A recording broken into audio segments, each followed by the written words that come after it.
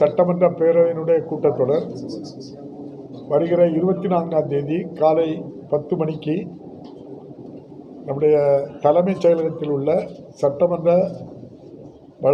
சட்டமன்ற மண்டபத்தில் நடைபெறும் என்று ஏற்கனவே அறிவித்திருந்தேன்.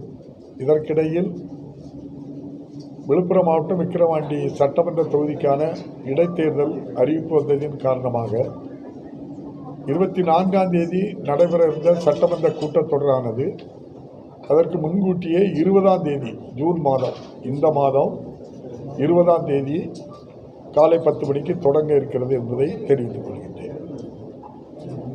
அதோடு நாளை காலை 11 மணி அளவில் கன்னியாகுமரி மாவட்டம் விலங்கோடு சட்டமன்ற தொகுதியினுடைய இடைத்தேர்தலிலே வெற்றி பெற்ற தாரகை கட்பட் என்ற உறுப்பினர் காலை 11 மணிக்கு சட்டமன்ற பேரவை தலைவருடைய அறையில் பதவி பிரமாணம் நான் செய்து வைக்கிறேன்.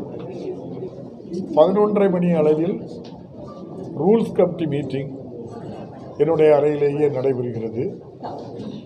ரூல்ஸ் கமிட்டி கூட்டம் முடிவடைந்ததும் 12 மணி அளவில் பிஏசி பிஸ்னஸ் அட்வைசரி கமிட்டி கூட்டம் அலுவல் ஆய்வுக்குழு கூடி 20ஆம் தேதி முதல் எத்தனை நாட்கள் சட்டமன்ற கூட்டத்தொடரை வைத்துக் கொள்ளலாம், எந்தெந்த தேதியில் எந்தெந்த மானிய கோரிக்கைகள் வைத்து விவாதத்துக்கு எடுத்துக்கொள்ளலாம் என்பது குறித்து அலுவல் ஆய்வுக்குழு முடிவு செய்யும் என்பதை தெரிவித்துக் கொள்கிறேன்.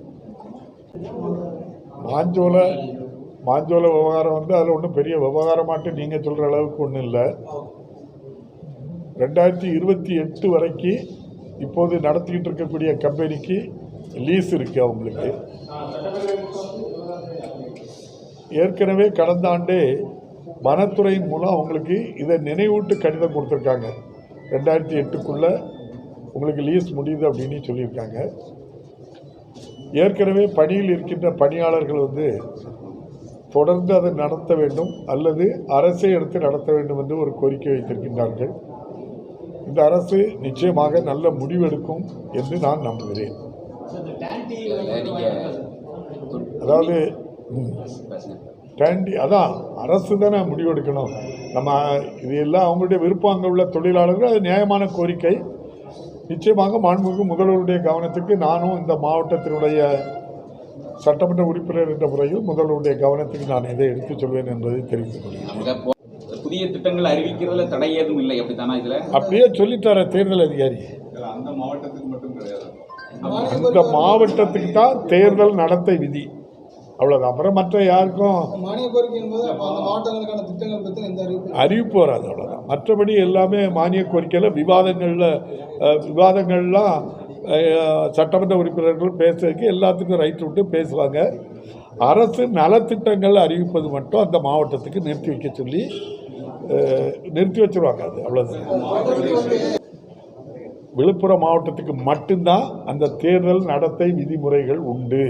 மற்ற எந்த மாவட்டத்தையும் தமிழ்நாட்டில் கட்டுப்படுத்தாயின்னு அப்படியே தேர்தல் அதிகாரியே சொல்லிட்டாங்க. வரக்கூடிய மானியம் அறிவிக்கக்கூடியது ஒரு அப்படிங்கும் போது அந்த மாவட்டத்துக்கு மட்டும்தான் பொருந்தாதுங்கிறது சரியா? அது சொல்லிட்டாங்கன்னா நம்ம தேர்தல் அதிகாரி சொன்னாக்கி அரசு கவனத்தில் எடுத்துக்கிடுவாங்க.